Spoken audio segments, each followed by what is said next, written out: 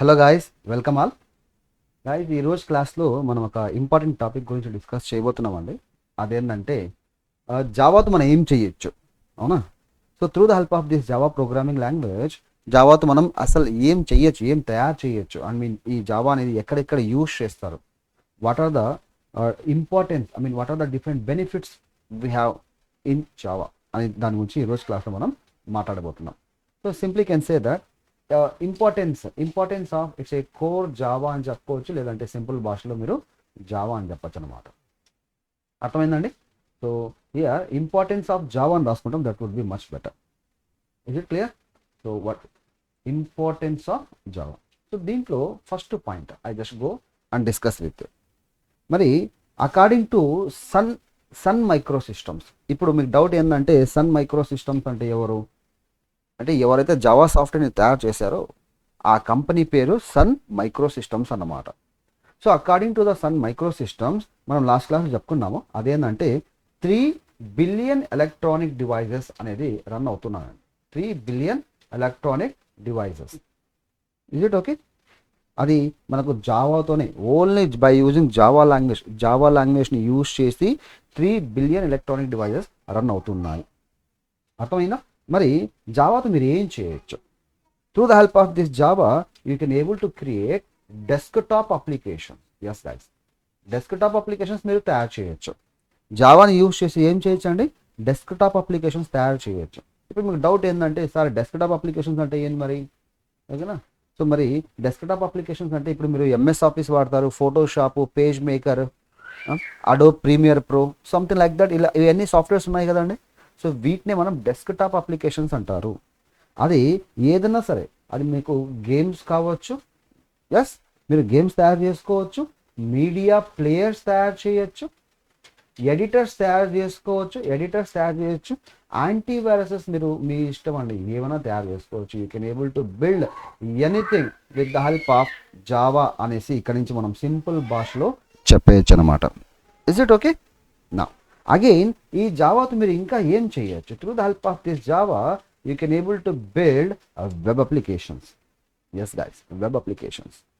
So ఇప్పుడు చూడండి, ఒక చిన్న సజెషన్ మీకు ఇస్తాను. వన్స్ మీ యొక్క మైండ్లో వెబ్ డెవలపర్ మారాలా, వెబ్ డెవలపర్గా నేను వర్క్ చేయాలా అని అనుకున్నట్లయితే జావాతో మీరు వెబ్సైట్స్ తయారు చేయొచ్చు, యాజ్ వెల్ యాజ్ పైథాన్తో కూడా మీరు వెబ్సైట్స్ తయారు చేయొచ్చు. కానీ ఓన్లీ ఫర్ వెబ్ డెవలప్మెంట్ అని అన్నట్లయితే Python is the best choice. అలా కాదు సార్, నేను వెబ్ డెవలప్మెంట్ చేయాలో దాంతోపాటు నేను ఎంటర్ప్రైజ్ బేస్డ్ అప్లికేషన్స్ తయారు చేయాలనుకుంటున్నాను అని అనుకున్నట్లయితే Java is the super option అని చెప్పుకోవచ్చు అనమాట. Is it clear? సో మరి జావాతో మీకు కావాల్సిన వెబ్ అప్లికేషన్స్ తయారు చేయొచ్చు. మరి web applications in the sense, మరి ఎలాంటి వెబ్ అప్లికేషన్స్? ఎస్ గైస్, ఎలాంటి వెబ్ అప్లికేషన్స్ అంటే వెబ్సైట్స్ అనమాట. అర్థమైందండి? సో ఏదైనా కావచ్చు అండి, ఏదైనా కావచ్చు. It might be anything. Say suppose మీరు మీ యొక్క ఓన్ వెబ్సైట్ తయారు చేసుకోవచ్చు. లేదంటే సార్ నేను నా యొక్క ఓన్ యూట్యూబ్ తయారు చేసుకుంటాను. Yes, of course you can able to build your own YouTube. అర్థమైందా? లేదు సార్ నేను జీమెయిల్ లాంటి ఒక అప్లికేషన్ తయారు చేస్తాను. ఎస్, చేయండి, నో ప్రాబ్లం. అర్థమైందా? సో అదే నేను సంథింగ్ లైక్ దట్, మరి పిఎన్ఆర్ స్టేటస్ చెక్ చేయడం కోసం ఐఆర్సిటిసి లాంటి అప్లికేషన్స్ తయారు చేస్తాను. Yes, of course you can happily build web applications by using Java programming.